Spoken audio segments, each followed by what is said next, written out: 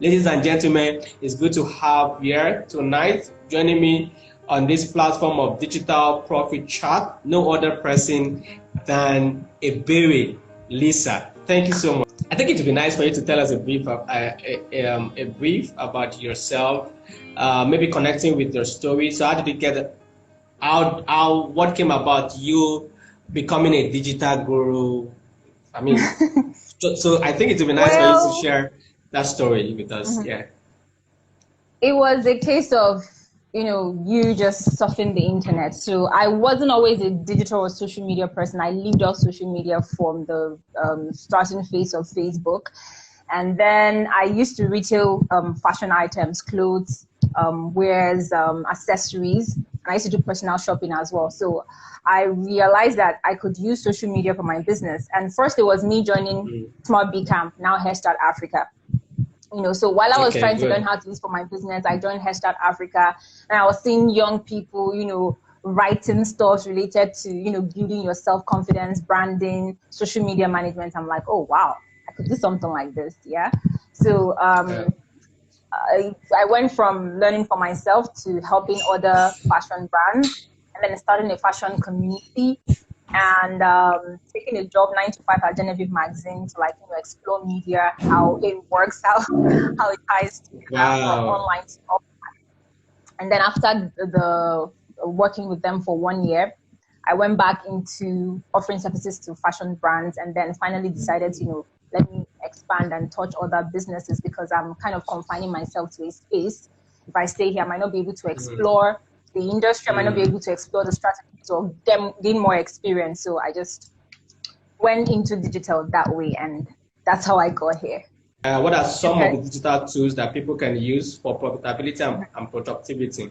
And the second question will be, how come you focused on digital tools, helping people to understand how to use different tools? How come not email marketing, not other things? I know you do all of that, you talk about that, but you are strong in this aspect of digital tools. Is it that you're a tech person, or you're a computer science student or something? Or I think I want to just help us with that gist. Okay. I think I'll take the first question and then I'll answer the first one. Is that okay? Yeah, perfect. Okay. So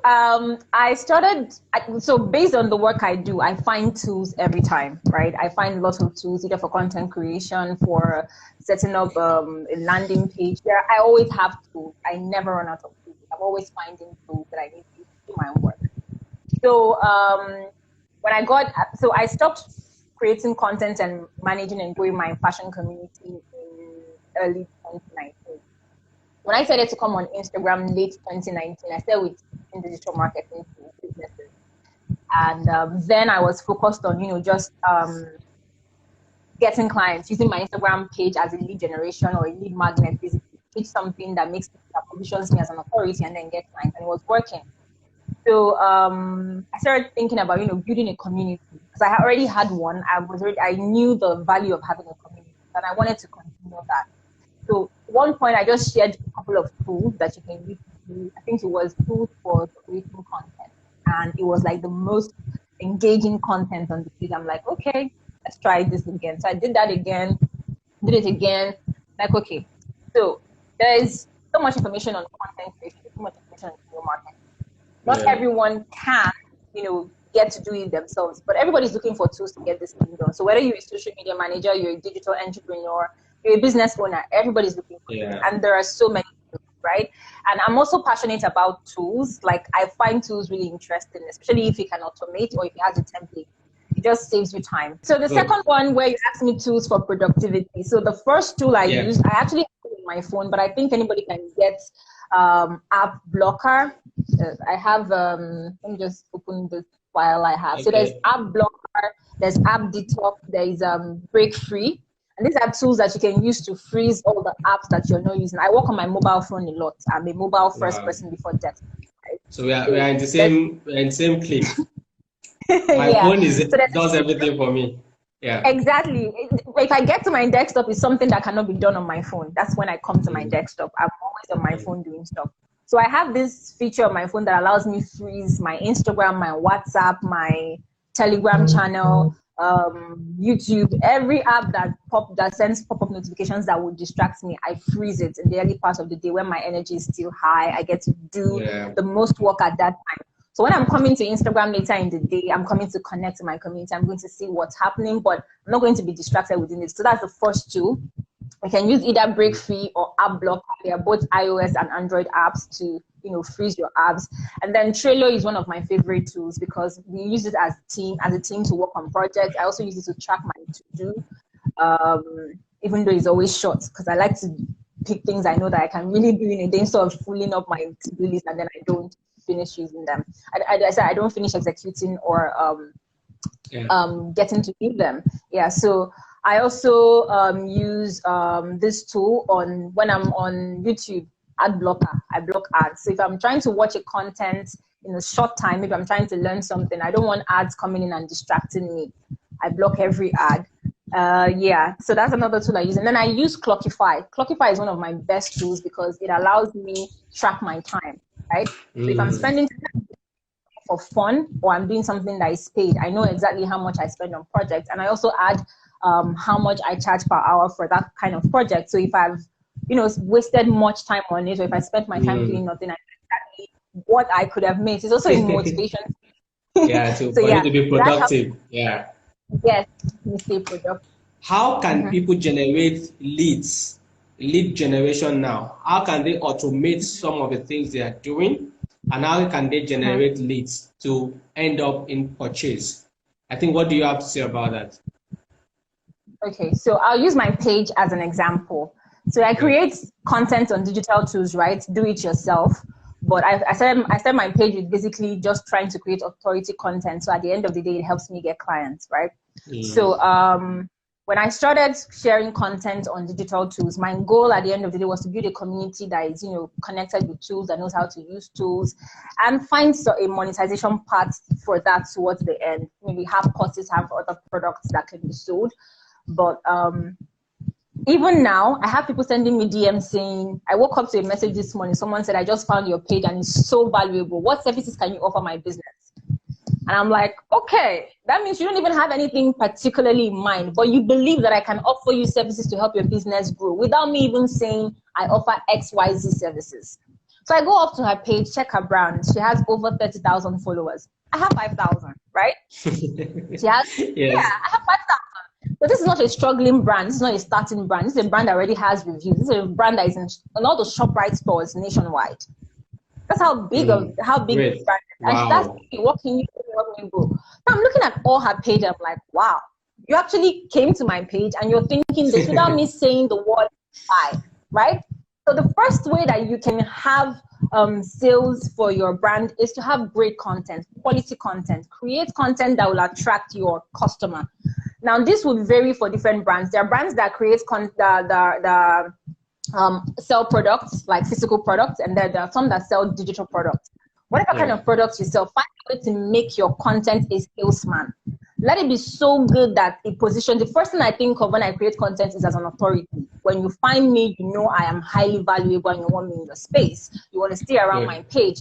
So if I'm going to get on the internet as a beginner, as an amateur, or I'm already there, and because of what has happened, this pandemic has forced me to take my business online, what are the critical steps a beginner can take to get online, stabilize whatever he or she is doing online, scale up whatever he or she is doing online, and then be profitable in this path? Can you share some of the tips with as many people? A beginner, an amateur, someone who is even there but doesn't master how to go about so many things. How do I start? Where do I start from? Okay, I think that's a good question because a lot of people are just starting out in this space. Some people have just been forced to come online. Yeah. So if you're just coming online or you've been here for a while but you didn't really take the platform seriously and now COVID has made you realize the value, the first thing you need to do is, if you started your business offline, I assume that you might have taken time to understand who you were selling to. So you should have had something that we call a customer profile or a customer avatar that tells you your about your customers, their demographics, their psychographics, their pain points. So with that, you're able to understand the kind of customers you're serving, and then understand the platform that they are on. It's important that you know the platform they are on. There are some customers you would not find on, although people are almost everywhere, right? But there are customers that are most active on certain platforms. There are people who are just Facebook people. There are people who are on Instagram. There are Twitter. Right. There's Twitter, and then TikTok, which is, new, and there's been a lot of issues around it. But then there's Reels now, but TikTok is still there. So first off, understanding where your audience is key. Almost everybody is on Instagram, but they don't use it the same way. There's also LinkedIn.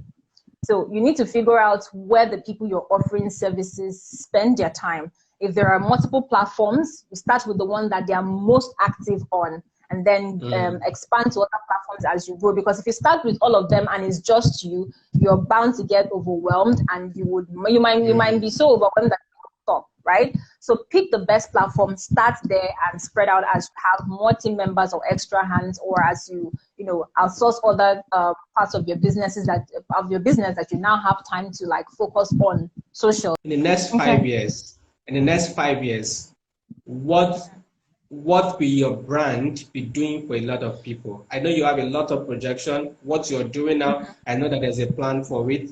So the next 5 years, where do you see yourself or your brand? And I would like to say the most digital solutions that we have that I admire, that I love, lots of them, of course, are universal, like the Subly and a few others. But there are still a lot of restrictions with doing business in Africa or being an African using it too.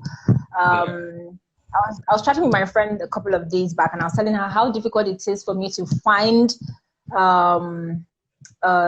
maybe an Estonian or Belgian developer to work with on a project. First off, I'm labeled Nigerian. I'm labeled a fraud before even trying, right? So we have to scale that barrier first of all before we even get to work together. But what if you have a system where we can rely on the system, and people just come work together for their skills and not based on where they come from? So I would like to create opportunities for people using tech.